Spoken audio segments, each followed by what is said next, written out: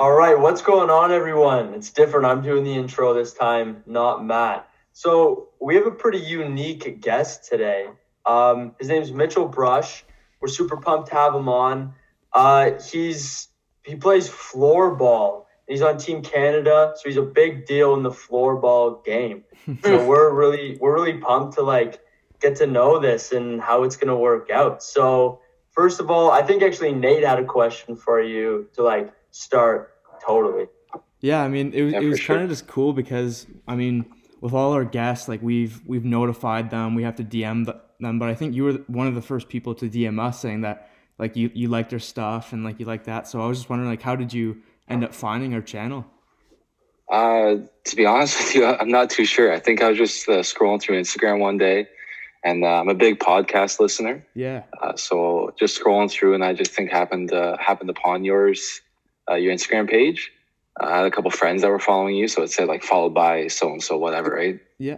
So I'm like, oh, cool, what's this? And then listened to a few of your podcasts, and it's interesting guests, and I saw you guys doing like the gaming stuff and all that stuff. So I was just interested, and then so just started listening, and then reached out to you guys, and then the rest is history. That's awesome. Yeah, that's cool. Yeah, cool. Thanks. It's always cool when we got someone who's listened before. It's like not I don't know, maybe a third of our guests or half of them, or some check it out when we ask them to come on, right? But it's always cool that we do get those guests who already listen to the podcast. It's always cool for us. For sure. Yeah. All right, so how's everything going at the moment? And we kind of want to dive deep before we talk about the whole floorball scene. We want to kind of ask, what if you could give the listeners a little bit of a background on floorball? I know we looked at all the links and it's pretty cool, but I'm sure the listeners aren't as familiar with it. Yeah, for sure. I get this question a lot, and I've been playing floorball for like 10, 12 years, somewhere in there, and I still fumble around my words when trying to explain it sometimes. But so floorball, it's really big over in Europe, especially like Scandinavian countries like Sweden, Finland, Czech Republic, those countries. But essentially how I tell people, it's like hockey and soccer put together. So it's hockey, you have your stick, your ball, you're shooting on a net, on a goalie, it's 5-on-5, stuff like that.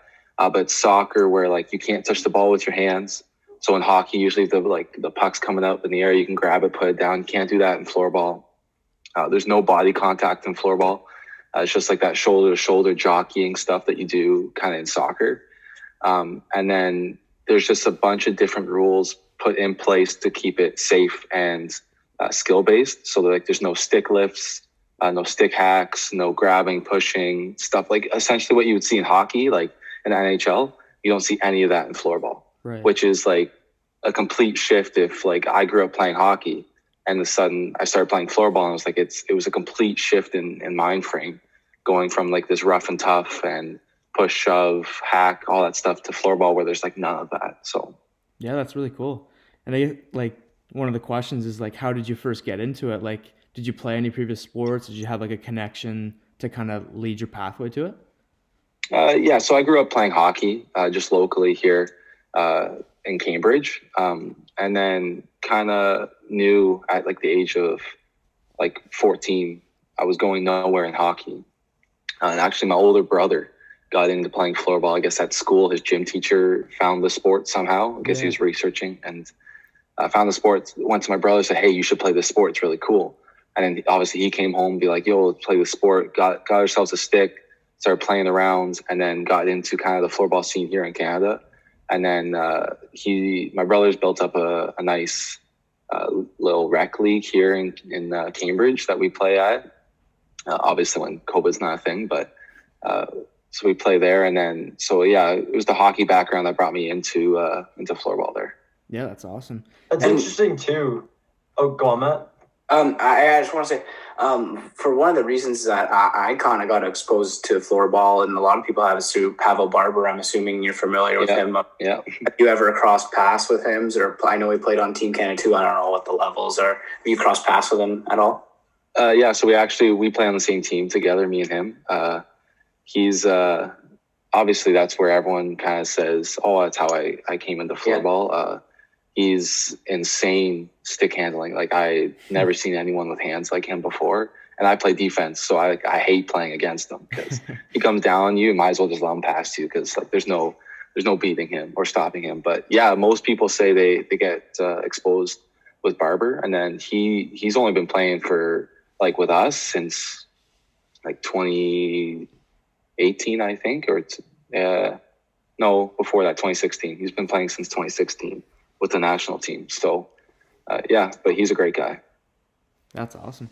It's also super interesting too of like what's the process of like how do you kind of get into it, and like you're on the national team, which is pretty big, and like how do you get into that as well?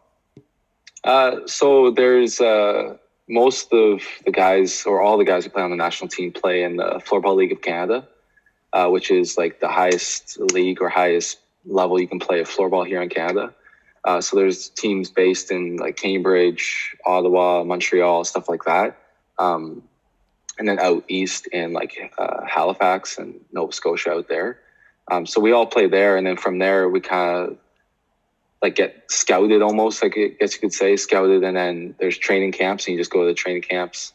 And then obviously they make their roster. I think we at one point, like you do a 50-man roster, the 50-man gets down to like 30, and then from 30 you have, I think that's like the roster we keep, but then only 22 of us or something like that go over to Worlds, which is usually over somewhere in Europe because that's where it's big. So Okay. So you said that there's a team in Cambridge and Ottawa and Toronto and out east. Just talking, like this is obviously a new thing, and I'm sure our listeners are learning too hearing this. What's it like financially? Like, not as a jab at the sport, right? But you guys aren't bringing in the revenue that others. So, like, does everyone on your team have a side job? And how are you guys getting to all these different cities? yeah, so floorball definitely isn't really big over here, and even over in Europe, unless you're playing like the very top divisions, all these guys have jobs. So obviously we all have like careers, or we're all in school, or like I just recently graduated from university, so a lot of the guys on our team are around my age. But we all have like day jobs, and then a lot of the financial things for the team fall onto us. We do have like team sponsors who contribute a little bit money here and there, but it is a lot like us. So it's a lot of long road trips. Yeah. We all pile into a couple cars and off we go to Ottawa and Montreal. And I don't know if you've ever driven to Ottawa or Montreal, but it is the most boring drive ever. You hit the 401 and you just like all the way down. So and we only play like on weekends. So we do like a tournament style season. So each team hosts a tournament, and then you just go. So we'll go to Montreal for a weekend, play 4 games, come home, and then we'll host the tournament. Usually we host at University of Guelph, and then same with like all the other teams in the league. Cool. Now, Yeah, that's awesome. Now, kind of shifting gears, I kind of want to get into like the training part of it, because I imagine it's still a lot of time, right? Like it's a pretty skill-based game, and just trying to picture it. Like I've played floorball in school, but like you almost have like a half stick almost, right? That you have to kind of move. If you grew up playing hockey, it's a pretty good transition into floorball. But yeah, you're right. The stick only comes up to like roughly your belly button. I'm like 6 foot tall, and I have like the longest stick legally possible, and it only reaches my belly button. So your back gets a good workout because you're constantly bent over. Yeah. But the skills from hockey would transition over into floorball pretty well. It does take you a little bit getting used to. The ball definitely goes a lot quicker. So how you would shoot in hockey, you have to adjust it a little bit because you'll be shooting way over the net with floorball for the first 5 to 10 shots, and you kind of get the hang of it. But yeah, there's not too much of a jump, but obviously there's like little skills and like ball handling techniques that you need to work on, but that just comes with time, right? And I think it was really cool. Like I want to get into the international aspect because I find that really interesting. And you sent us a video that we can link down of your highlight clip between Canada and Japan where you absolutely dominated them. Yeah. It's really cool. And like, so that took place in Europe? Yeah, so that was in 2018. So that took place in Czech Republic. Oh, wow. And so same kind of travel. Do you guys have to like kind of fund that yourself to like fly down there? Yeah, so we try as like a national team to get sponsors, but obviously with the sport not being massive here in Canada, we do kind of have to fund that ourselves. So we can get our own sponsors, and so that's what we've been trying to do, and that's what each player tries to do. But it's a lot of on ourselves. So yeah, we usually get our flying buddies or a few of us that go in groups. So then yeah, we fly over like a week before the tournament, 2 weeks before the tournament, kind of get ourselves adjusted, have a little bit of a training camp, and then right into the tournament. We try to play some local clubs wherever we go.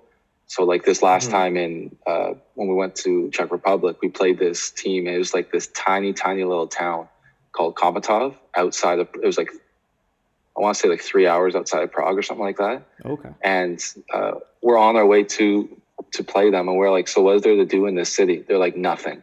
These people go to work and go home. And we're like, solid. But like the most electric fans I've ever played in, there was like, their little rink held like 1,000 people, and they packed like 1,100 people into this arena. Oh, wow. It was insane. Like I've never played in front of that big of a crowd. Like That's cool. And like, how cool is it playing in Europe? Like I know with hockey and Matt and a bunch of other people that we've talked to playing pro hockey and their experiences in Europe, they like love it.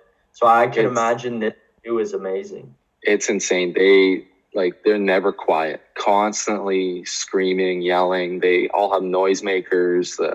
They have like their hands. They're these weird, I don't know, what are those things you bang together, those boomsticks or whatever they're called.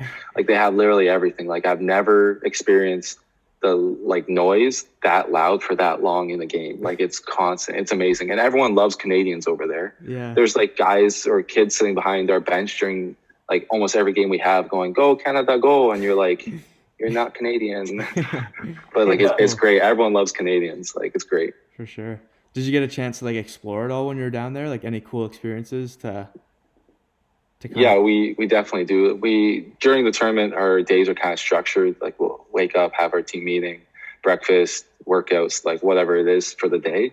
But then on our off days, we usually have a lot of time to explore. So do a lot of exploring throughout wherever we go. In 2018 in Czech Republic, every place I've been to in Europe during Christmas, they do these massive Christmas markets in like some town square or whatever.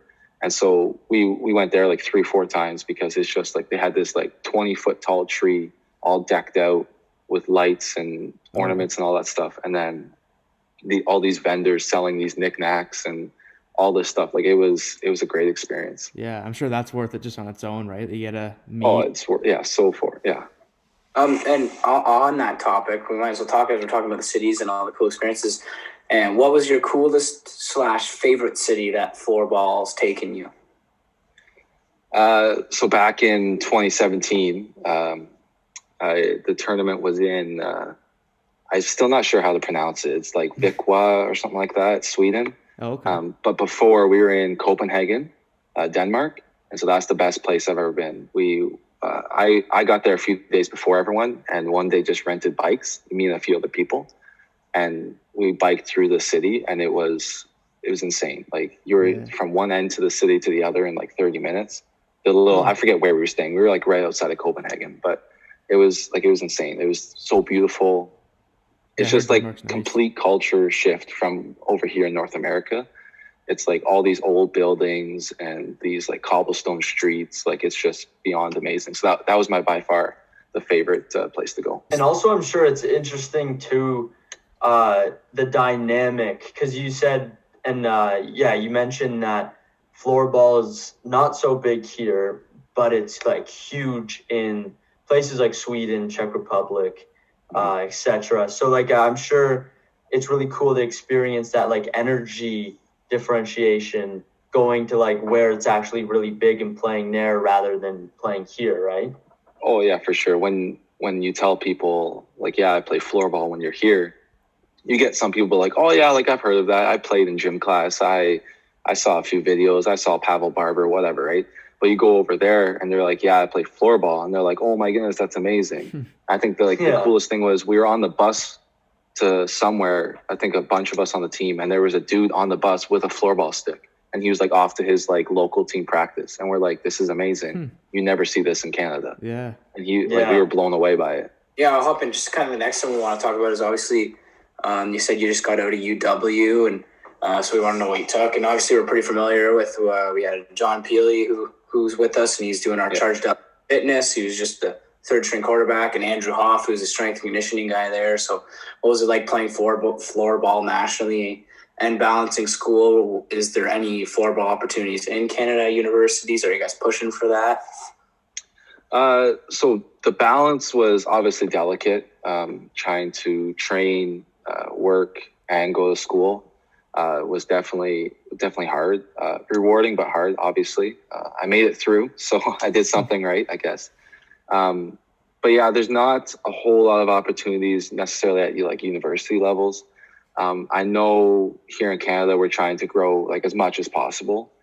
So like, I know some people said they play floorball like as intramurals, but it's like more like ball hockey kind of idea with just floorball sticks. Yeah. Because it's a little less, lower impact, less chance of people getting hurt with like a fiberglass stick and plastic blade than like ball hockey. So definitely, like if the opportunity arose, I feel like Floorball Canada would jump all over that to try to get into schools. But for now, you just got to try to get some grassroots floorball going and grow as much as you can. That's awesome. Yeah. So what's COVID kind of like impacting the sport? Is it kind of like, hard to find venues, or like, is there any like future on the upcoming tournaments or anything like that? Yeah, so COVID has hit floorball pretty hard, like most things. We haven't been able to play or find like anywhere to play here in Canada since basically it started, almost like a year ago. So that's hard. We have every year we have like our big tournament called the Canada Cup, and that got canceled obviously, and we were pushing for it to happen like in the new year here quick, but obviously that's not looks like it's gonna happen. So it's just hard because with the restrictions coming down, not just in Ontario but like Canada wide, there's nowhere that you can really go and like rent a space to play, right? Yeah. So this is probably the longest I've ever gone without I picked up my stick and I like train like daily here at my house, but sure. Like it's the longest I've gone without actually like playing a game, seeing teammates, like all that stuff. So it definitely is hard. Yeah, absolutely. This is kind of a question we like to ask all our guests too, what is one of your most memorable moments? Like I think I could guess the answer being in Japan, that amazing game there. Again, but yeah. Against Japan.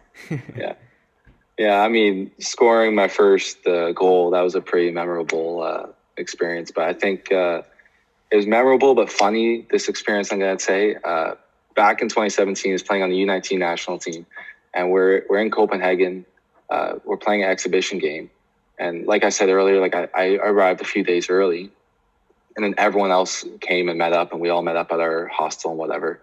And then the GM gets there, and he was the one that was bringing over like my jersey and my shorts, my socks, like everything, like all my gear, like the shirt I'm wearing, all that stuff. Yeah.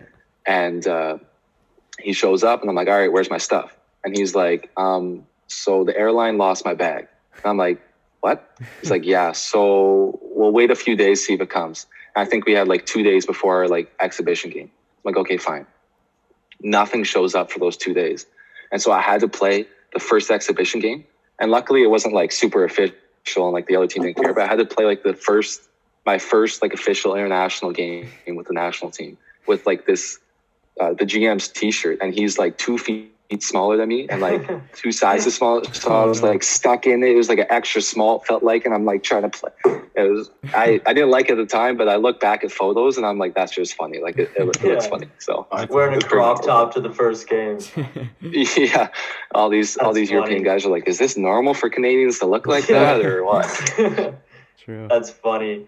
I was going to say, I think that's a perfect way to end it. Do you guys have anything else to add? Yeah, I was thinking, I know you said there's a little thing probably not directly right now with COVID and everything, but I was just wondering if you wanted to like plug anything you wanted for floorball and like local floorball for any of like any local people around here too. Anyone to get Yeah, into for it, sure. yeah. So you can always go on like Floorball Canada, look them up on Instagram, and then you can shoot them a message wherever you live, and they can kind of contact you with whoever. But locally, it's just Cambridge Floorball. Find them on Facebook and on Instagram. I don't think we really use Twitter anymore. But yeah, you can find them there. I mean, you can always message me at Mytch Brush.